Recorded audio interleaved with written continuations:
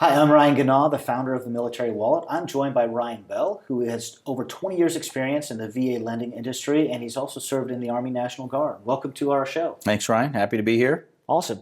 All right, so we talked a lot about VA loans and ways that you can buy it, a house with a VA loan, ways you can leverage those homes into rental properties in the future if you've moved on, and things like that.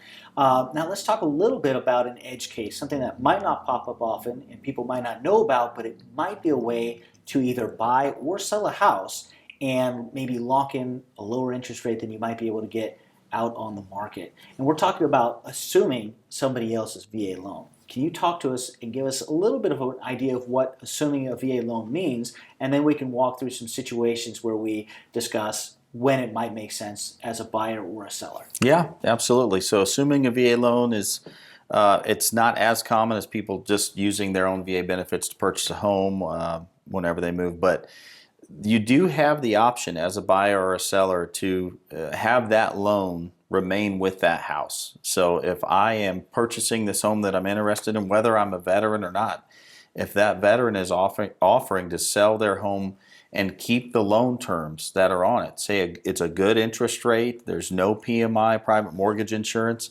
and I'm using that as a selling point to sell my home, the VA loan is assumable, meaning a buyer, if they meet certain lender requirements, can purchase that home and that home be on the original loan terms from the VA loan, even if I'm not the veteran whose entitlement is being used.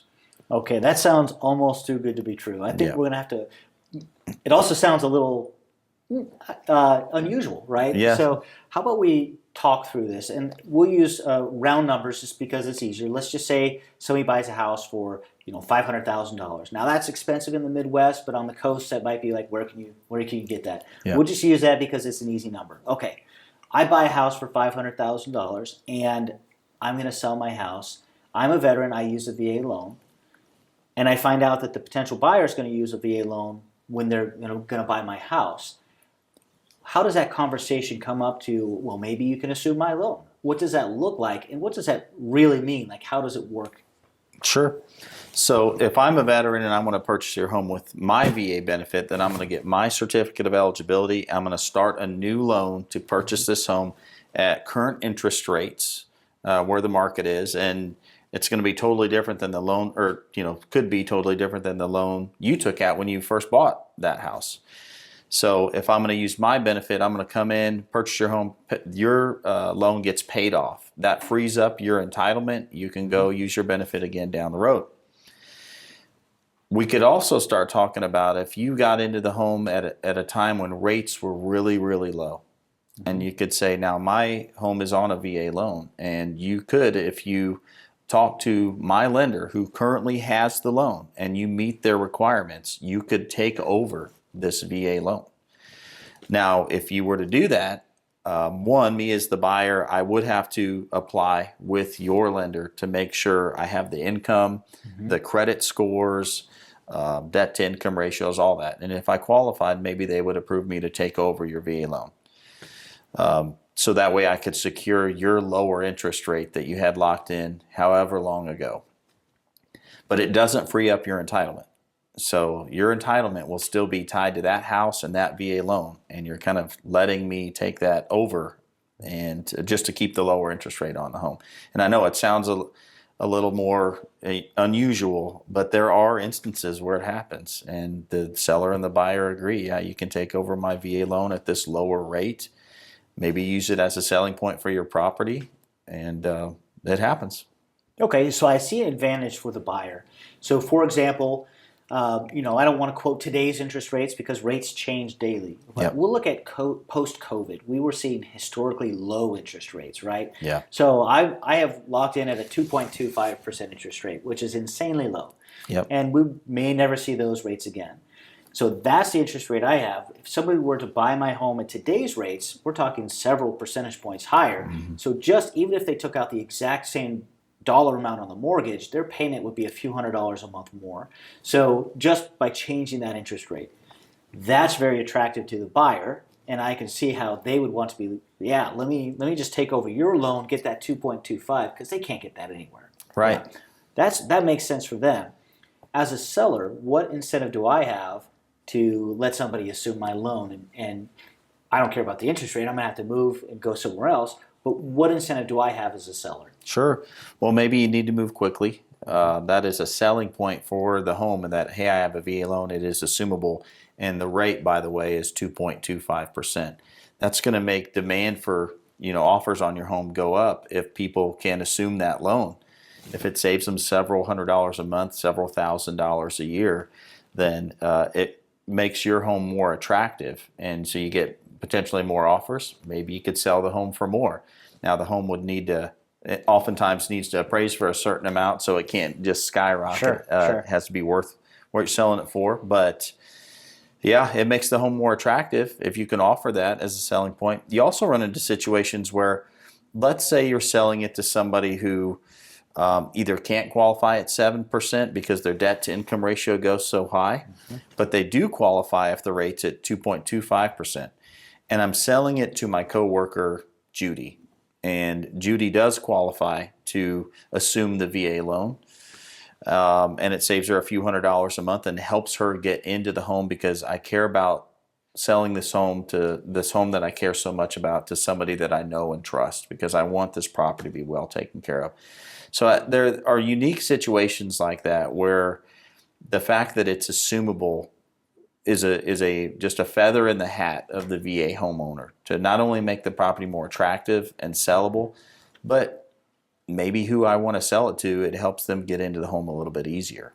Sure, they might not be able to afford it otherwise, because the delta between those interest rates might make the home unaffordable otherwise, but they could afford it at those lower interest rates. Sure. Yeah, $500,000 home, if you're getting a 7% rate versus 2.5%, it really affects your debt to income ratio. Oh, absolutely. So let's talk a little bit about the mechanics of taking it over. So let's say you've gained equity. Let's say I bought the house at $400,000, and over the years it's increased. Now I have an extra $100,000 of equity. We'll go ahead and assume at the beginning I did a zero down loan. So I took out that full $400,000. Yep. Now, if somebody's assuming my loan, they're going to assume that $400,000 minus the bit that I've paid off. But I need to sell that house for $500,000 for the market value. So they could assume whatever's left on my mortgage at those rates, but there's still all that equity that I have. How does that come into play? Because I don't want to sell the house for less than it's worth. Yeah, it's on the buyer. So the buyer will have to come up with that money. So if you're selling it, if it's worth $500 and you're selling it for $500, but you owe a little less than $400, well, where are we going to get that extra $100,000? It needs to come from me covering the delta, as you said. The buyer has to come up with that, either by finding some alternate financing to cover the difference, or through me finding the funds that I can source, seasoned funds that I can prove are mine, because they'll take into consideration if I have to borrow those funds into debt to income ratios, all of those things. Sure, if they took out maybe a second mortgage, like I know you have like 80-20 mortgages common on the conventional mortgage side, where you could still kind of get into a house with little money down, but you're taking really two mortgages. Yep. So that would be something that could be considered. Another option would be they just come to the table with a bunch of cash. That's right. Maybe I sold my last home and I have this money and I'm able to cover the difference. Yeah. And you might think, so it's different than, who just has, say, a couple $100,000 laying around trying to assume a VA loan. Well, a lot of the time it's somebody has sold a previous property and they have money to put down, wherever the funds come from. As long as you can source them, they're seasoned. If you're borrowing the funds, then that needs to be declared, and we need to see how that affects your expenses every month, because it affects your debt to income ratio. Sure. And if you qualify for assuming your VA loan. But yeah, that's on the buyer to cover the difference. If you're selling it for $500,000, you owe around $400,000, it'll be on me. Absolutely. So that's something to keep in mind. If you're selling your house, you need to sell it at or near market value so you can get the value that you've earned. Right. Unless you're gifting it to a family. That's a whole different topic. But, yeah. So definitely something to consider. Okay, now I'm the seller. I'm going to sell my house. Somebody wants to assume my VA loan. Is there a difference between me selling it to somebody who has their own VA loan versus selling it to a civilian or somebody who does not have a VA loan? Does that impact me in any way? No, if somebody's going to assume your VA loan, then that and your entitlement is still going to be tied to that house, whether it's a veteran who's coming in to buy it or a civilian. Now, if I'm a veteran, you could just say you have your own VA benefit. Why aren't you using that? And I'm going to say, well, I want your low interest rate, right? But your entitlement's still going to be tied to that house. Okay, and then at that point, the only way for me to get my entitlement restored would be for that house to be refinanced or sold? Or how does that work for me to get my entitlement back? That loan needs to be paid off, whether Okay. it's refinanced by me after I take the loan over, and a few years from now I want to do some home improvements. So I refinance it. I either put it on my benefit or a conventional loan, and once that loan's paid off, your loan is paid off, that frees up your entitlement completely. Okay, so as a seller, that's something that you absolutely need to consider, especially if you're planning on reusing your VA loan for a future home purchase. Now, my wife and I are lucky we both served, so if I were to do that, or we were to do that, to sell our house and let Yep. somebody assume it, we could use her VA loan entitlement for our next home purchase. That Yeah. might work for us. But if you only have access to one VA loan entitlement, you'd really need to consider whether it's worth tying up your entitlement for potentially another 20 or 30 years. That's right. And maybe you know the buyer of the home, maybe you don't. So you want to consider my entitlement will still be tied to this home even if I sell it, because that VA loan is still financing this home even if I'm moving on. So if you want to free your entitlement up completely, that loan needs to be paid off either by the buyer getting their own financing, or when the loan is paid off, that'll free you up. So Okay, so definitely a lot of considerations. This isn't something you have to do, right? If you're the seller, you don't have to offer your entitlement. And in fact, in many times, it might not be a good idea because you need to use it and keep that benefit for yourself. As a buyer, it might be attractive if you can save several $100s a month on lower interest rates. That's yeah. just something that you'll have to negotiate with the seller. Okay, now let's say, for example, the seller doesn't mind having their entitlement tied up. Maybe their spouse has an entitlement as well, or they just don't need to use the VA loan for their next home purchase. Maybe they can go use a conventional mortgage because they can put down a large down payment, and there's not a huge difference for them. Yeah. Let's say they allow it. It works for you as a buyer. What kind of timeline are we looking at? And are there any special considerations for going through this process? Well, I don't know that it'll affect the timeline a whole lot, because you're going to want the buyer is going to need to secure financing. So whether I'm securing financing through going through whatever lender I choose to use, or I'm contacting your lender, you give me the information for your lender, and then I'm going to reach out to your lender, whoever has the VA loan, the current VA loan, and I'm going to say I need to assume this loan. Here's all of my qualifications, anything they need, your pay stubs, your proof of income, just what your situation is, just like if I were applying for a new VA loan. So I don't know that it takes terribly longer. A general rule of thumb is 30 to 45 days. Could take a little bit longer depending on things like how long does it take to get the appraisal? Do you want to order an inspection? So it varies, I would say, by a few weeks. It also depends on how busy the mortgage market is. Sure. Right. Yeah. But it shouldn't affect it drastically. I'm either getting financing from this other bank or through your current lender who has the VA loan. Okay, well, that's good to know, especially if you're on a tight timeline. Always, when it deals with buying a home, anything you can do to get your paperwork in order and provide that to the lender up front will save everybody a lot of time and heartache. Oh, yeah. Are there any other financial or legal considerations that either the buyer or the seller need to know before they go into this process or start walking down this path before they decide, oh my gosh, I didn't know this? The biggest one I think we hit on, and that is simply that a lot of folks who we talk to who are exploring this don't know that when somebody assumes your VA loan, it could limit you using your VA benefit for the next home or the next or the next. That entitlement will always be used or be taken up by this house. Yeah. And it's maybe you know the buyer, maybe you don't, but either which way, it could limit your ability to use your entitlement again. And so when I tell people that, they're like, oh, I didn't know that. Yeah, so I mean, that's why it's used in a smaller amount of situations. And there are situations that it might make sense, but that's just something that we need to make sure veterans and service members know. You only have so much entitlement. So when you let somebody assume your VA loan, they're using your entitlement, whether they're a veteran or not. So you have to be okay with that. Yeah, so as the seller especially, it's something you absolutely need to keep in mind. Yep. Are there any additional costs or closing costs or additional fees with assuming a loan, or is it more or less the same process and kind of fees that you'd be doing if you bought a house without using the assumption process? Yeah, no, there's no additional extra fees for assuming a VA loan or anything like that. Now, you'd have still title work because the ownership of the home is changing hands, right? So I'm just simply, if anything, in some cases, it could be a little bit simpler because the loan already exists. I just need to make sure this bank is good with me taking it over. There isn't a new loan starting up. So one might argue that it may not be any more, not harder to do, but it could be easier, right? So I can't think of anything to where you're going to have to jump through a bunch of hoops to do it. I'm either applying to a new lender to buy this house or your lender who has your VA loan. That's fair. Okay. Are there any common situations? It sounds like it's kind of a uncommon thing to go through.